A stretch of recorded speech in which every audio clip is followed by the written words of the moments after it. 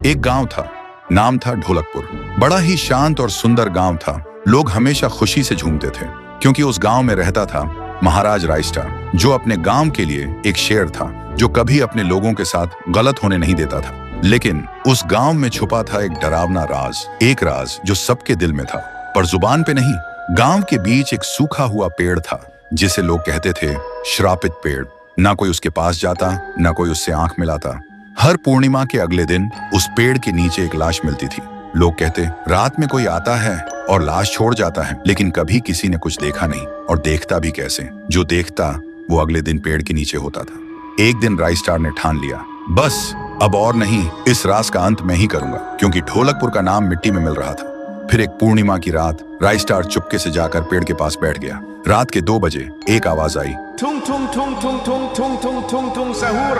और फिर वो पेड़ भूत में बदल गया। वो भूत कुछ अजीब सा था, एक भयानक शैतानी हंसी वाला चेहरा, आंखें बड़ी बड़ी। वो पेड़ चल के एक घर के गेट को जोर जोर से खटखटाने लगता है। तभी एक आदमी डर के मारे आवाज सुन के बाहर निकलता है। वो भूत अपने लकड़ी जैसे हाथ से एक ऐसा थप्पड़ मारता कि उसकी सांस वहीं थम जाती है, और उसी जगह उस लाश को ले जाता है और वापस फिर से पेड़ बन जाता था। देखते ही रायस्टार का दिल कांप जाता है, पर वो कुछ बोलता नहीं। सुबह लोग भीड़ में जमा हुए और रायस्टार ने पहली बार उस पेड़ से बात करने की कोशिश की। पेड़ के अंदर से एक आवाज निकली, क्या तुम सब भूल गए मुझे? रायस्टार बोलता है, तू कौन है? पेड़ बोलता है, मैं हूँ ठुन ठुन ठुन साहुर। एक वक्त था जब मैं भी इस गांव का एक प्यारा सा बच्चा था, लेकिन 100 साल पहले मुझे इसी पेड़ से रस्सी बांधकर उल्टा लटका दिया गया, गांव वालों की आंखों के सामने, और मेरी मौत को तमाशा बना दिया गया, सिर्फ इसलिए क्योंकि मैंने एक राज देख लिया था जो लोग छुपाना चाहते थे।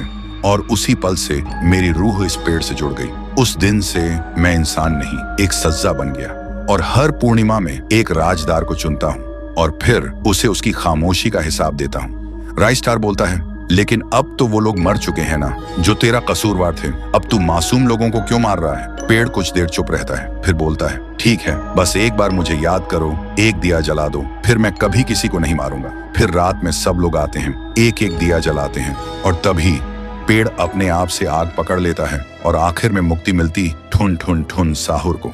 उस दिन के बाद गांव में कभी कोई लाश नहीं मिली। हर पूर्णिमा में लोग एक दिया जलाकर उसकी यादों को जिंदा रखते हैं, क्योंकि अगर भूल गए तो सपने में एक आवाज सुनाई देती थी, थुंग थुंग थुंग थुंग थुंग थुंग थुंग थुंग थुंग सहूर।